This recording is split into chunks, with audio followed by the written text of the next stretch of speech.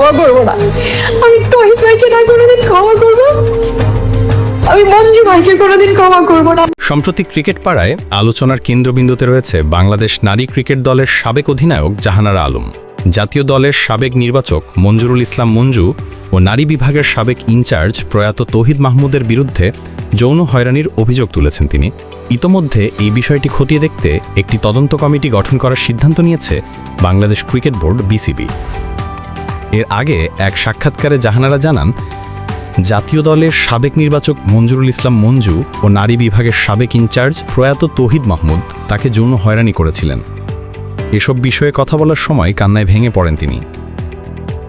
সাবেক নির্বাচক মঞ্জুকে নিয়ে তিনি বলেন, উনি একদিন আমার কাছে আসলেন, আমার কাঁধে হাত রেখে বলছিলেন, তোর পিরিয়ডের কতদিন চলছে, পিরিয়ড শেষ হলে বলিস, আমার দিকটাও তো দেখতে হবে, পিরিয়ড শেষ হলে যখন ডাকবো চলে আসিস।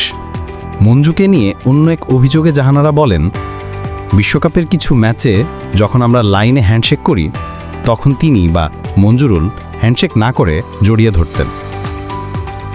শুধু এই দুইজনই নন, জাতীয় দলের কিছু সাবেক ও বর্তমান কোচিং স্টাফ, কর্মকর্তা ও কয়েকজন খেলোয়াড়ও তার কেরিয়ার নষ্ট করার সঙ্গে জড়িত ছিলেন। এই ধরনের আরও ভিডিও পেতে আমাদের চ্যানেলটি সাবস্ক্রাইব করে রাখুন।